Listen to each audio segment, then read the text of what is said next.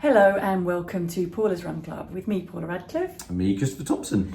And this episode is brought to you by NordVPN, which is a great application that you can use, a subscription basically. You subscribe to it and it will give you a virtual private network, which essentially makes your IP address appear like you're still at home. So you can catch up with all the things that you would do at home. It is absolutely great for all of the streaming services. So whatever you would log into to stream, to download, just to watch at home, you'll be able to do that exactly as you do at home, but you're on the beach. Plus there's the added protection thrown in there with the firewall, so all of your details and security details, bank details are protected by that firewall. Any deals? As if by magic, we have a deal. Yeah, okay. It is, you can go to NordVPN. That's the bit I was getting to. Go on, where's the deal? What's the deal? You're talking over it. NordVPN, so nordvpn.com/Paula's Run Club. You all know how to spell that bit of it. And there is a great deal on there. You get an extra 4 months free thrown in. I was looking just to make sure I'm doing the right details. You don't get more thrown in than is actually Don't promised. accidentally say 2 months but there is a extra than that. 30-day money-back guarantee as well. If you're not satisfied, I think you will be, because as we said, there are lots of advantages to that, particularly if you're going away over the summer on holiday and you want to be able to even download things to be able to watch on the plane when you're travelling, or to be able to watch on the beach. Perfect. So hello and welcome to Paula's Run Club, and this episode is brought to you by NordVPN, and we'll get into a little bit more of that later on. But I'm Paula Radcliffe. And I'm Christopher Thompson. And today we are joined by Alison Curbishley. Hello. A mini round of applause. Yeah. There you go, thank you. Thanks. How you doing? I'm good. I'm a little bit tired, I'm not going to lie. Been a busy week. We've had the Durham City Run. 2,500 people running around the medieval, beautiful city of Durham, and then I hot-footed it at, not literally, but got on a train at 6:45. Thursday morning's come down to London for the Diamond League and did a day of interviews with the elite end of our sport yesterday, and now trying to get my head around the Diamond League. Yeah. So just for a bit of context and clarity, Al was a elite 400 metre runner, 400 metre hurdler, and now works in broadcasting since 2003. Oh my God, yeah. That's Longer holding the mic than putting the spikes on now. That's scary. Oh, wow. But we are going to talk a little bit about that transition, because we've had a lot of emails in, and please do keep those emails coming in to Paula's Run Club at momentumbroadcast.co.uk. You can WhatsApp us too, and the number is +44 7564 747 914. But a lot of those questions are asking about how you keep your body healthy and you keep getting the most out of your running as you get that little bit older, and the little tricks that you can use just to optimize recovery. We talked about sleep, we talked about adding in the extra day between harder workouts just to give your body time to recover, and also supplementing probably as well. Yeah, but as well, because I want to go back a little bit quickly before we talk about that, is you're a world-class runner. Well, I was just going to say, I think I'm in the wrong episode, because I don't do any of that. But no, it feels like a different time completely now. Like, my memories are more from pictures, and that's like a little bit sad that I can't tap into those memories of what it felt like. And I look at athletes now, or I look at just general runners. The Durham City Run that I was working on the other night. I was at the finish line, and all shapes and sizes, all ages. And I'm like, of course you can do this, Al, but I think my brain still has that elite wiring where if I do something, it's got to be at that high level. And my body can't do that. My brain thinks it can, but my body can't. And so, yeah, that's been, and also I was a 400 metre runner. I ran around a track once, and I think that is a very, very different kind of kettle of fish when it comes to what you guys did, because you guys retiring, putting on your shoes and just going out for a run is very easy. Putting on your shoes and going out for a run, for me, a long run for me was 3 miles. Like, I counted my mileage when I was running. When I moved back up to 800, I think I did 25 miles in 1 week, and I was gutted. How long was for a 400 metre race then? How long what would be the mileage for warm up? Would you do a lap jog? Or 2 laps jog. So laps jog. Once Alan and I used to share a room, and once in the European Cup in St Petersburg, Al said, "Oh, I've got a run to do, so I'm going to come on your warm down with you." But the Edmonton After one. 5.5 minutes, she was like, The Edmonton, back now. The Edmonton World Champs, I just started. I was really struggling with my knee, and I knew that 400, I couldn't do the strength work and the gym work that allowed me to sort of, operate at the levels that I needed to for speed level. So I started to sort of look at moving back to 800, and at the time, Cranny was saying to me, look, you've just got to just get more miles in your legs. Just get your legs used to running at that sort of lower intensity. And I did. I went out for, I think the one was just your general morning jog. And I thought, I could do this. And then she stopped. And I went, why are we stopping? And she went, well, I'm going to start my run. And I went, well, what have we just done? She went, well, I just ran from the hotel to the trail. And I'll do a few stretches and then I'll start the run. And I'm like, well, 10 minutes, that's like enough. I'm counting that in the diary. I'm just a sprinter in everything I do though. Like everything I do, I've got such a short span of attention. It has to be quick and do it and then move on. I just like painting a fence or things like that. I'll do 2 slats and then I'm bored. Everything I do is short. Just got to show, and that's what Crammy always has a go at me. I just can't attention span is rubbish. But you got in because you were very good from an early age as well, so that your entry into running and sport was, I don't want to say an elite mindset. You don't like go do your first run, but you were very much, you took it quite seriously. Yeah, quite early. Yeah, like most kids that get into sport, I did it at school, and I just had really good teachers, and I had a family setup. Parents, athletics wasn't in our family at all. Mum and dad didn't do it. Although Mum thinks if she had the opportunity, she definitely would have gone to an English schools. But they were just really supportive, and obviously a talent was spotted in me, and I just loved running. I loved that freedom it gave you, and like most kids, it's sports day, and then I went to senior school and got recommended to join a running club and followed the same route that thousands of us all do, and then started winning and really enjoying winning and really enjoyed, it sounds so, well, we don't celebrate it enough, winning, I don't think, at school. And we do it in all things. We put maths classes 1, 2, 3, 4. I was always in 3. We grade everything, yet we don't celebrate when a kid is good at something like sport. And it's it gives you a lot of confidence. A metaphor for life, isn't it? You come out, you go into job interviews, you either get them or you don't get them, and you get told what you can do better, and that's what sport is. And so I really enjoyed that aspect of winning, and then just like anything, you follow your club athletics and your school athletics in parallel, and at that point I was like 800, 1500, but then gradually as I went through, I realised that I had an element of speed in me, and just found the right coaching setups that were able to sort of nurture that. And now you're actually going further because you're inspiring the next generation in your niece. Sophia. So Alice actually got parkrun records now. Yeah, so she's joining the rest of the listeners who are out there doing parkruns every week. 2K junior. She's on the junior one, yeah. Yeah, I mean, my little niece, I don't have children, but my little niece is 6, and my sister's not a runner. Me and my sister could not be far different. So I feel it's like it's my job to make sure that sport and just being active is really, really important. And Jill and Simon, my sister and my brother-in-law, understand that as well. And it's just been a joy this year. The first one was in January. Yeah, late January. I took her down to my local one in Hexham, and she just loved it. And actually, I tore my calf, so I couldn't do the one with her last week, which would have been her 9th. And she wanted to do her 10th park run before she turned 6.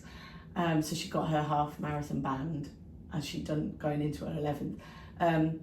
And she did it on her own. And that was like, just to be able to see the freedom of just, you know, I'm enjoying running and and she didn't stop. And and I think, you know, we're going to keep saying enjoyment. You know, I didn't force her, I promise I didn't force her to do it. But just watching the little warm-ups, and we didn't have that.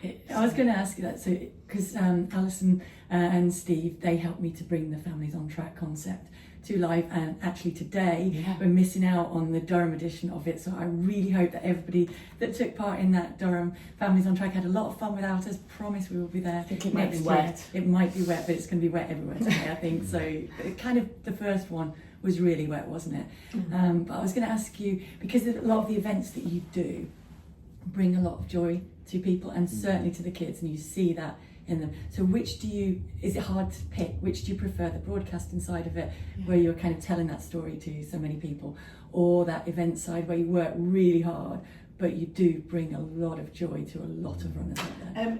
I think both aspects are really fulfilling, but you know, I would love to bring them closer together, because everyone that's coming to watch the London Diamond League today, 60,000 fans of athletics, but then there's millions of people doing 5Ks, 10Ks, park runs all around the world, and I need them to realise they're in the sport of athletics. We should do a park run or a run that finishes in the stadium. And kind of like we do, I guess, in Monaco, where they do the 1,000 metre races through the day. Yeah. But you just do a run around the outside. Everybody gets a ticket to come in and watch, and then you've got the genuine fans of the sport watching it, which I think is what is really special. Yeah, and I think it's just making sure that everybody that's lining up in a park run every Saturday morning realises they're in the same sport as Noah Lyles and Dean Smith and Femke Ball, and they could probably beat them over a 5K, to be honest.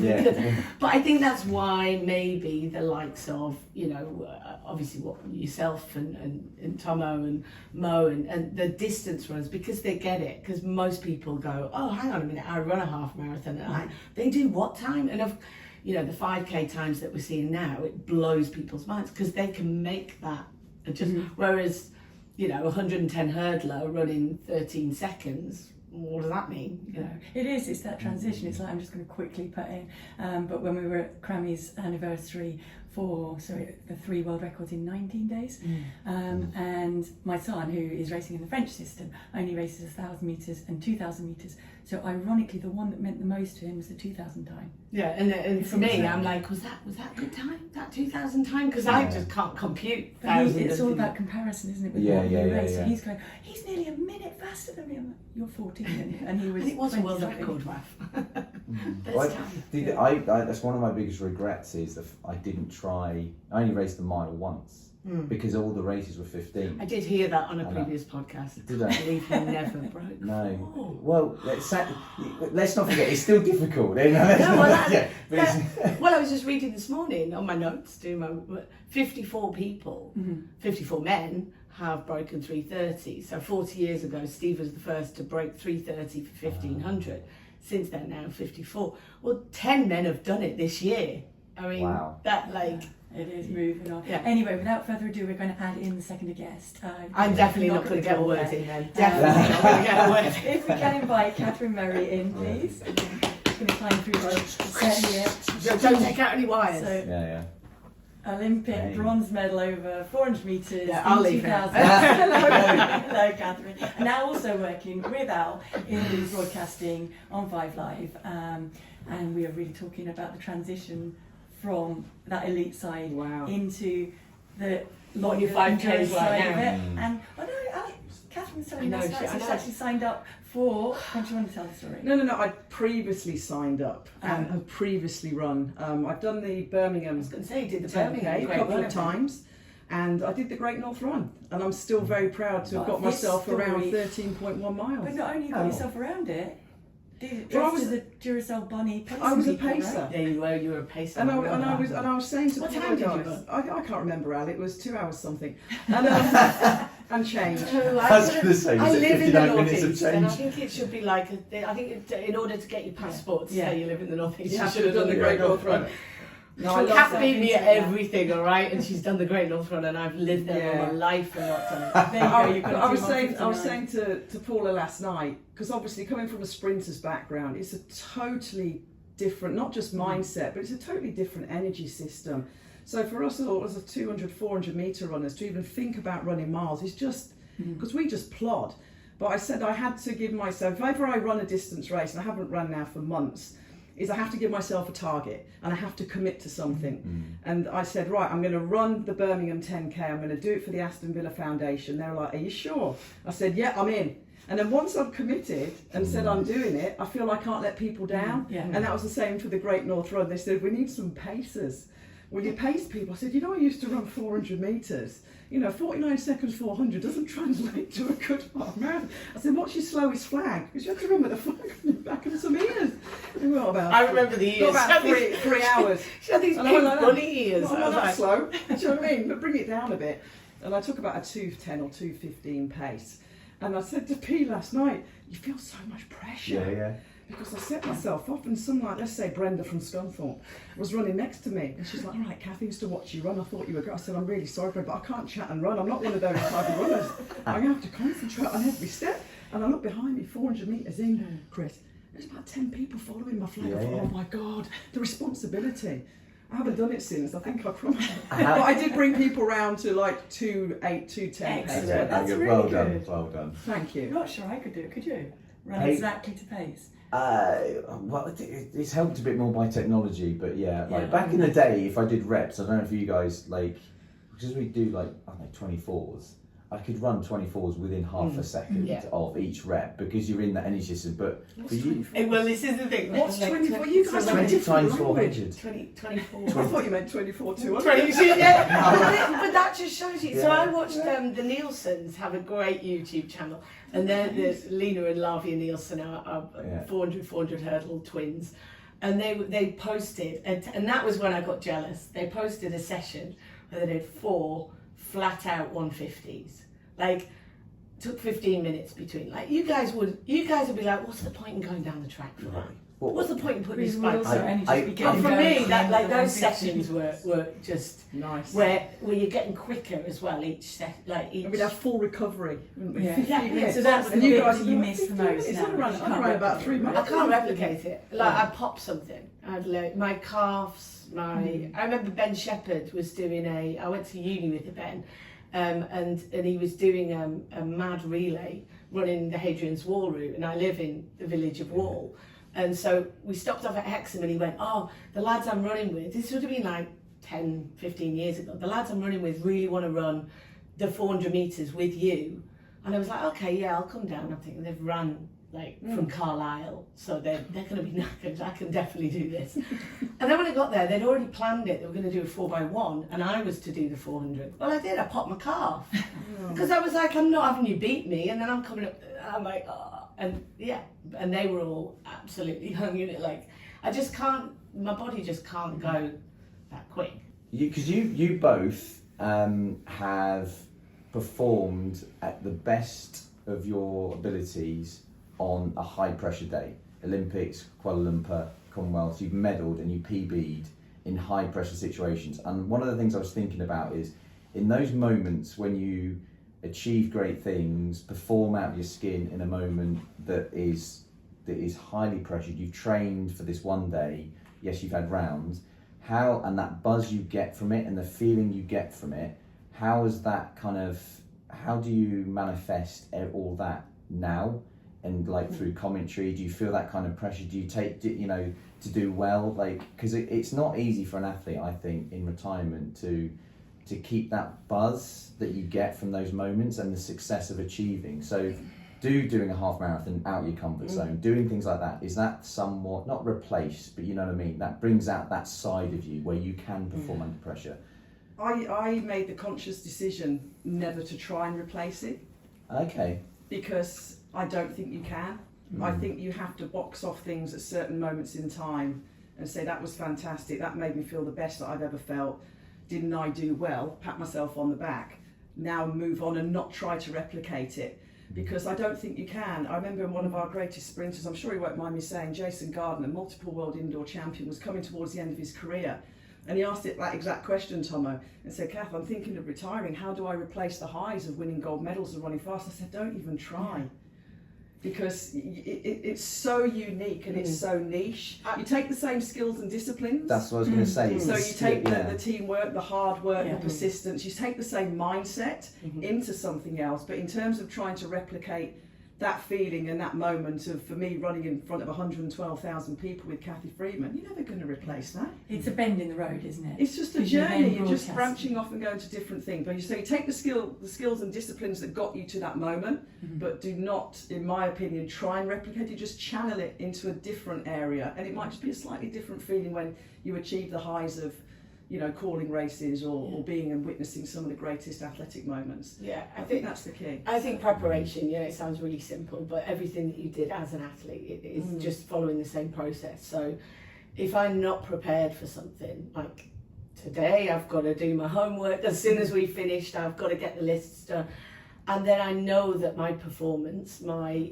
summary, sitting next to my commentator, I'm going to be good at it because I've done my homework, and the homework is just the preparation, it's the training. You know, I think the nearest thing I got was when I'd retired, Steve and I, for his charity Coco, we climbed Kilimanjaro, and that was a big feat. That was like, and I remember stood at the top there thinking, it's absolutely not the same feeling, but it's that feeling of achievement, of doing something that you've had to prepare, train for, you know, not take for granted, have everything right. There were dips in the road, all of that, you know, it was all it just squeezed into those 6 days of climbing Kilimanjaro. And then I started going, right, okay, I need to do these things. I need to start setting my goals of doing the Great North Run. I need to, you do need those things, which is exactly what you guys have been talking about on the pod from day one, isn't it? You know, why running, why setting yourself a target, whatever that target might be, couch to 5K. It's all about the preparation and getting that in. And so we're going to take advantage of the fact that we've got two knowledgeable people here, and we're going to spin over. I don't know if you know. We have a listener We did mean you to. of this, where we basically answer questions that come in, and we have a rule, don't we, that no question is too stupid or too silly to ask. We're going to try and answer any question. Too stupid. So as a terms, we're going to read out some of these questions. Is there no answer that's too stupid either then? Yeah. No, we can't promise we'll answer everything. We're going to try. So you send those in to Paula's Run Club at momentumbroadcast.co.uk, or the WhatsApp number is +44 7564 747 914. And as I put my glasses on to read, the first question is, and you'll like this one, is about as you get older. As older runners, what can you do? So this one's from Jenny Clark, and she is asking that she knows all about the physiology, that you need to do a little bit more strength training, but are there any specific tips that she can do, because she's finding that her pace is not as fast as it was before. And I think that's definitely something that we find, whether you're male or female, isn't it? As you get older, your pace will drop off. Sometimes you can go longer. Is that right? Exactly, yeah. Your endurance is, well, it stays longer. I think your endurance lasts a little bit longer. Does it, Chris? As an older guy. Do you know what? The thing, I just, it's that saying of you don't use it, lose it kind of thing. It's almost, it's adapting, isn't it? It's like you're not trying to, like you guys aren't trying to train like you did when you were trying to get ready for the Olympics or Commonwealth or whatever. You do a little bit more endurance, a little bit less sprinting, a little bit. You just adapt it to try and bring out the best in yourself. So, but the thing I found in the last 6-7 months is, since I've retired, is I've really noticed it. If I push this for much longer, I'm going to find it a lot harder to get going again. Because I think it was, it's going to sound like I know them, but I remember seeing something like Alex Ferguson said to Eric Cantona when he retired, don't just stop. Don't just stop cold turkey, because it's like detraining, isn't it? Yeah, you talk a lot about detraining. Yeah, you'll find it too hard to get back, and it's almost like you go too far. And I'll give Eric a ring and after this and see how he's getting on. Well, I mean, I've taken 23 years to detrain, and I am now I'm not proud of my weekly activity levels, because I use everything as an excuse to not. I don't know about you. I miss the gym. I miss gym. Stopped instantaneously with no form of wanting to do anything. I think that's the key. Yeah. And it is hard. Use it or lose it. And I do feel better when I run, but I just can't be bothered.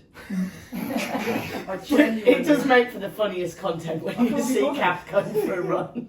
I applaud. I can't be bothered. Do you go in the gym? Do you go in the gym? No, I don't do It anything. was listen when to you music? dropped your daughter I have off. to listen to Yeah. It music. was when you dropped your daughter off at football, and in that midwinter, you went for a run around the football pitch.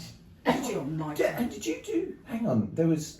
I might be. Oh, I can't be bothered. I'll edit this out if I've got this wrong. Was it you that did a media sprint indoors and pulled tore a hamstring or a calf or Achilles? You did, Is yeah. that No, I you? didn't do a media race indoors. I came off air at the Emirates in Glasgow because I do netball.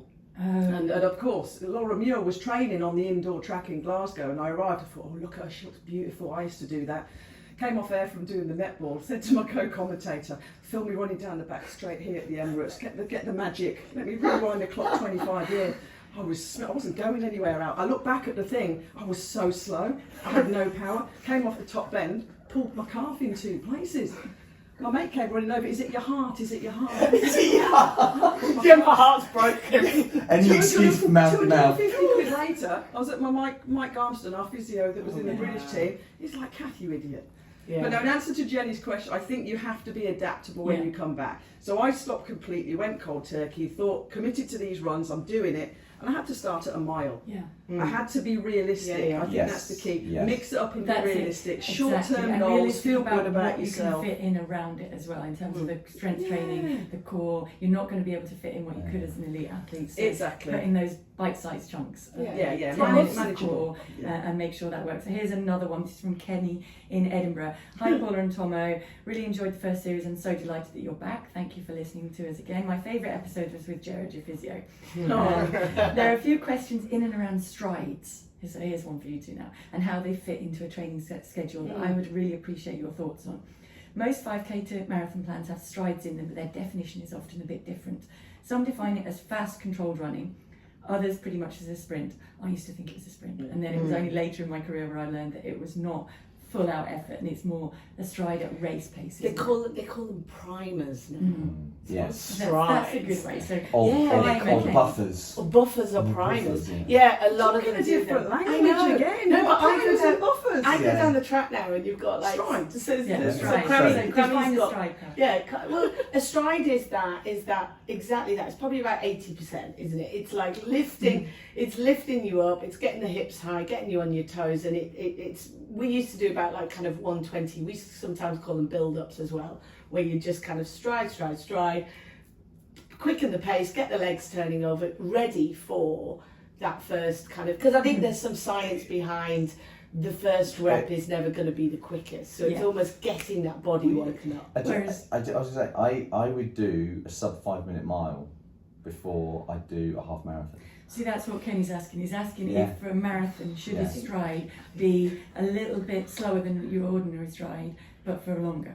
So you would do a sub 5 minute mile? I think it probably depends on what your session or your run is going to be. No. Like if we were doing, I did a couple of 100 metres maybe, max You did? stride. I warmed up jogging, but then I would only do that because I figured you're kind of doing that in the What opening was your PB for miles half? of the marathon. 65. 65, yeah. Could have been 61. If Like I'd have mine. played If you, you'd it done would the have five. I needed the Joking. Duracell You body. needed a flag in front of you, I do you know what I mean? did. I'd have brought you down. I had a motorbike in front of me But it- with a camera on the back. But most of those things, when especially comes to longer distance, when it comes to the strides, the idea is to make the first 2, 3, 4 minutes feel easier. Yes. You're not for a sprinter. Yeah. It's not Oh, just yeah. it's not just the you're actually getting the body physically primed to be explosive. To go and Distance do is like slightly different. 6-300s or something like Yeah. that. But isn't that funny? Because you guys are completely opposites. Yeah, we are in so many things. Yeah, a couple of 100 metre reps ready to go. I'm going to save that bad Yeah. boy for the Some- race. some He's 5 doing minute some mile. 5 minute mile to Yeah. warm up. But also, I think you're right. It depends on what this Yeah. is. It's what works the for you. distance Yes. that this guy's wanting to do. I also But it's like think Kenny's also asking, so it's a good question. If the main focus of strides is running form, economy, neuromuscular benefits, and performing each stride well is important, then how do I schedule these into my training? Should I put them when I'm fresh enough to complete them Yeah. as they should be? Yeah. Mm-hmm. I think so I because would I would also- part that. If it was me, I'd be putting that at the back of my drills. You know, so it would be my drills into, and even now but you you're- see so much A lot more. of people probably aren't doing drills Do just- either. but this so is I would what put I the think- strides after a Do you do short drills? recovery run.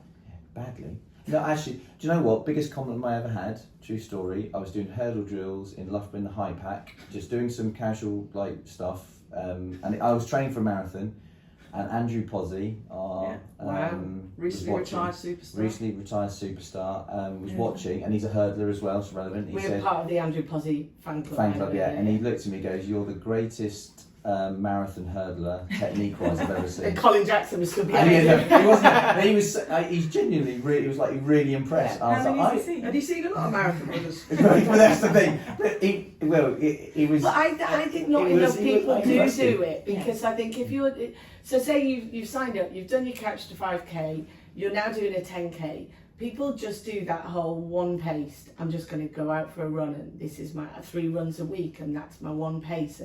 And you know what, Steve does a training camp, and we bring Laura Waitman along, and she talks a lot about kind of building drills in, and they're really small. You only need 5-10 minutes, and you see more and more people now. I went to my junior park run last week, and you're seeing, you know, more and more people doing active drills. I think active drills warm up, it does really work. And I think also what Kenny's asking is, so after your runs is when after your easier runs is when I would put my strides in the week. What about you, Tomo?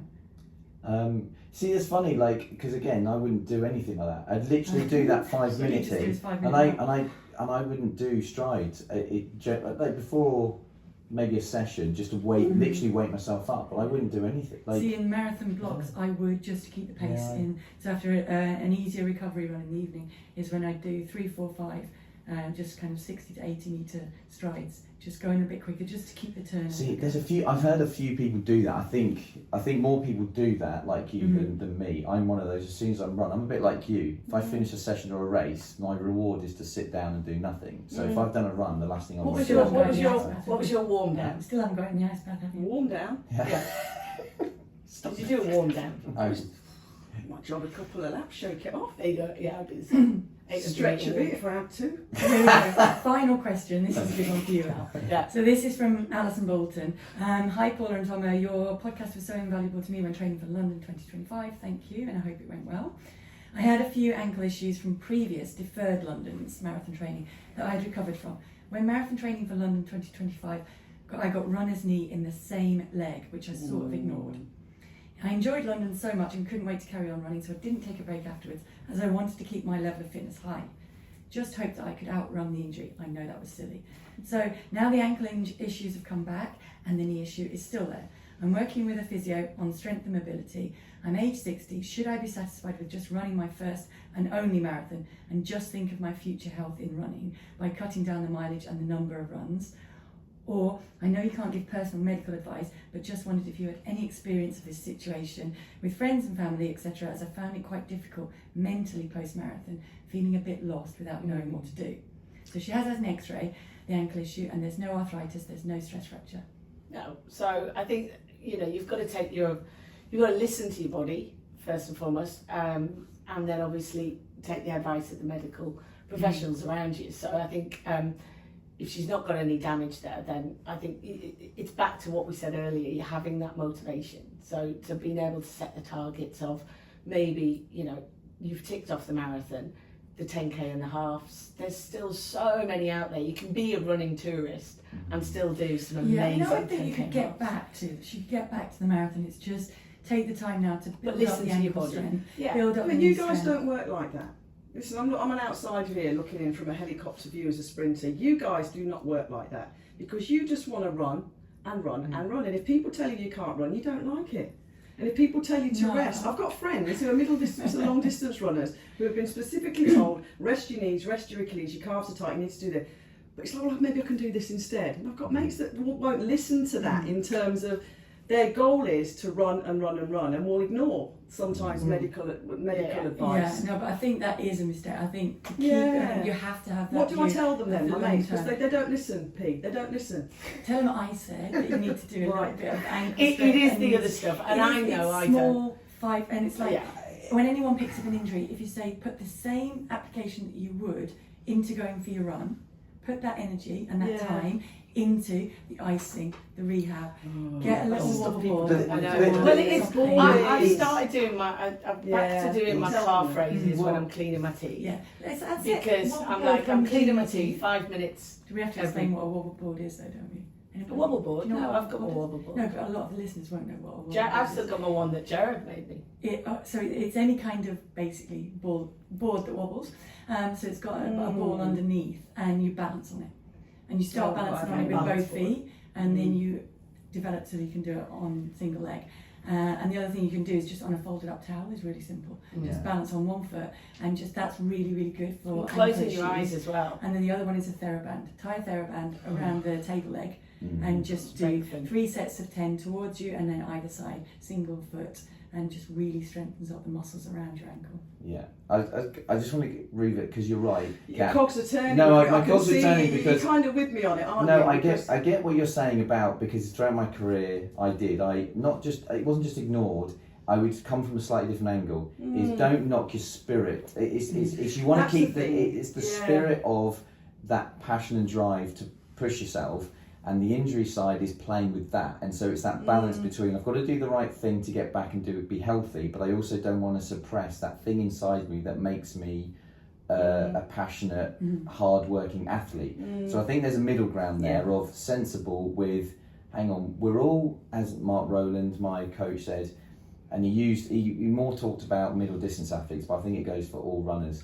We have a little bit of a screw loose because that's the nature of the beast. We've all got that little bit of like something, like when you're stood on the start line of Sydney Olympic final, Kuala Lumpur final, that's not a normal scenario to be in. You're not stood there, in an office on a normal. You're going to a weird place, and part of that journey when you are injured is to push back at it. Yeah. Otherwise, you're not gonna do things in life. You're just gonna take the first word that a physio or anyone says. You've got to go to a dark place to achieve the light. That sounds philosophical, but you know what I mean. But I think the key point is that nobody likes being injured. No. But unless you do the groundwork to get out of it, you're not going to get back out of it. And I think that's why I've made so many excuses now. Just keep what was not enough for me was just keeping fit once I retired.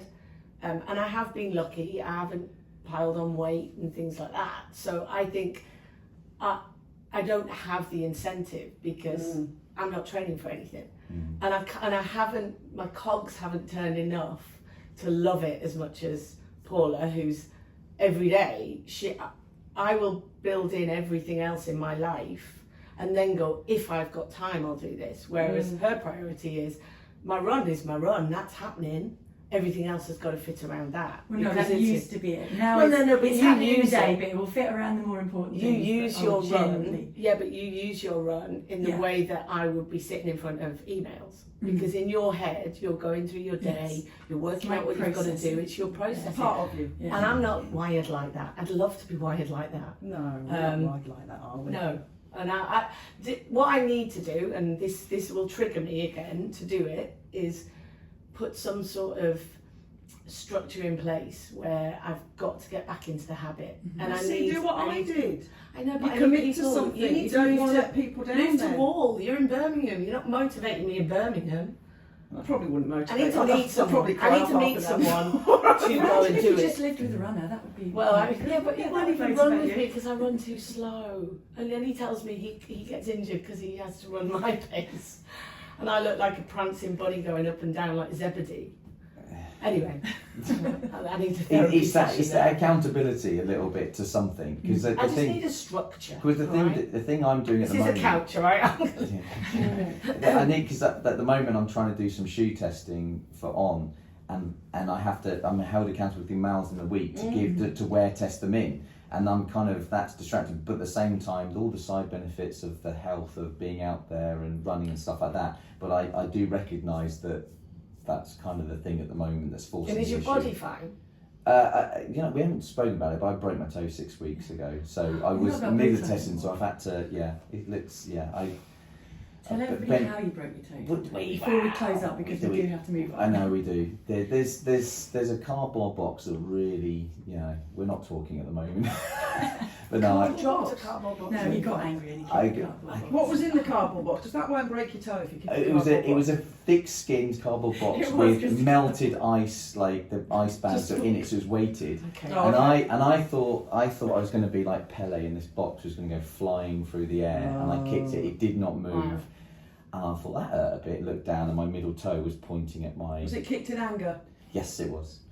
Yeah. Trying to look back And at it or whatever. yeah, it was one of those things. I only had myself to blame. It was as much as I wanted to blame someone else, it was my fault. Anyway, thank you so much. We are going to let you go because we need to get on as well and do some prep for later on. So we are at the London Diamond League. Best of luck to all of the athletes competing. We'll have competed, of course, by the time. We could be talking about a world record in we 1500. if we're looking out the window. Sorry, 800 Ray and British is- record. Yeah, 800 metres is absolutely going for a world record on the track that the world record was set on. So it could be something really, really special. Thank you for sharing your sprinter to So I don't think I running. brought much to the party. learning. In No, terms you of did. running You're well. yourself. You did. No, Do you you know what I have. mean? I'm My Watch takeaways. out though for the next time. I'm that person. My that's trying to takeaways do are something You- do you that know what? yourself needs on motivating. There are pictures out You were there. fashionably late. You were fashionably late. That's Excuse it. me. Well, Alison's going to be stretching. in the Great North Run. Yeah, thank you very so much, guys. Thank you. And thank you for joining and for listening. Don't forget to email in those questions to paulusrunclub@momentumbroadcast.co.uk. Yes. WhatsApp and of course the Instagram and socials. The WhatsApp number is +44 7564 747 914. Right, well I'm almost out of breath. This has been a jam-packed episode and now it's time to get on to the honours board. So you're going to start us off, Tomo? Yeah, can do. That was very good. They were brilliant guests, by the way. Right, so honours board number 1. Rob ran the London Marathon in April, bouncing a tennis ball on a racket to raise money for Macmillan Cancer Relief. Blimey. Well done, Rob. That's impressive. I wonder how many times he dropped it, but that's ridiculous. I wonder how long he took. He I didn't think say. we might have to put that out as a poll question next week, won't we? Have you What is ever run the weirdest way that you've run a marathon? That's And that's the well, biggest, most difficult thing that you've done during that marathon? well, have you? What's the weirdest one you've done? Run it. I haven't done anything strange. Oh, actually, it was probably pretty weird and stupid to run it on a broken calf. So I'm going to count Boston. What's the weirdest marathon? I've just run it. Okay, I haven't. Okay, I'm Just trying tried to to think. finish. I'm trying to think if I've. It wasn't a marathon. The one I have started. No, that's a boring story. I'll go on. Next one, you go. Okay. So we are now on to Liza, who would like a shout out for her mate Yvonne, who's currently recovering from knee surgery. Liza wants Yvonne to know that she's very proud of her, even if she's not showing it every day in training. Thank you, Yvonne. Bless. Very good. Mark's been in contact. After completing London, I was struggling for a running purpose, which is what we were talking about a lot today. So I set up the goal to run at least 5k every day in June. Due to the hot weather, I completed it at 11:15 p.m. on the 30th of June, having run the most miles in a month and getting a sub 24-minute 5k. I only started running in October 23 and now starting to train for an October marathon whilst trying to win a place in Berlin. That's everything we're talking about in this episode, and Kath mentioned, put it in the atmosphere of I'm going to do something, or hold yourself accountable to something, and amazing things can happen. But well done, congratulations on that, and great to get you a mention on the pod. Shout out from Ivana, who would like to nominate her friend Judith, who lost her vision a few years ago following surgery to remove a brain tumour. When she found out about Park Run and the possibility of running with a guide, she took the plunge and has barely missed a week since then. Judith is running her 100th Park Run this week. Wow, well done, Judith.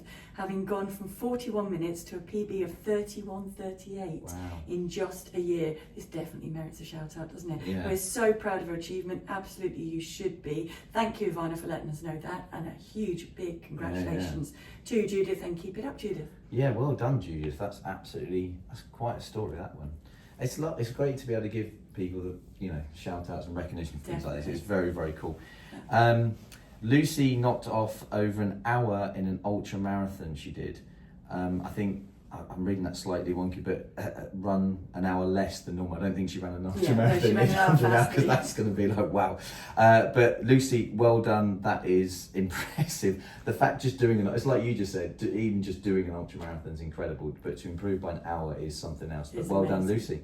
Well done. And Jane achieved a PB in the Berlin Half Marathon and a PB for the 10K. So I wonder if that was in the same race. Jane. No, I don't think it was. I think it was in a separate race. But impressive. Certainly extremely impressive. So big shout out. Thank you for sending all of those in. Please do continue to send those in. Remember, Paula's Run Club at momentumbroadcast.co.uk. There is that WhatsApp number. And once again, the link for that NordVPN discount deal that you can get is nordvpn.com/ Paula's Run Club, and you can, on one subscription, get up to 10 devices. I was just about to say, you remembered, well done, At the yes. same time, so we need to be able to get onto that and use that securely while you're travelling to protect yourself and to be able to watch all It's these the things. security bit that I didn't realise. I love, the security is a big, especially when you're in a hotel room. That's You've learned something this episode. I have. Every day's a Learned school all about day. strides, and maybe not doing a 5-minute mile before you run. Or No, do that. I still think that's a good idea. It made me feel great. I think it's one for people to try out. Let us know. Does that work for you? Thank you very much for listening, and we will catch you next time. Thank you very much.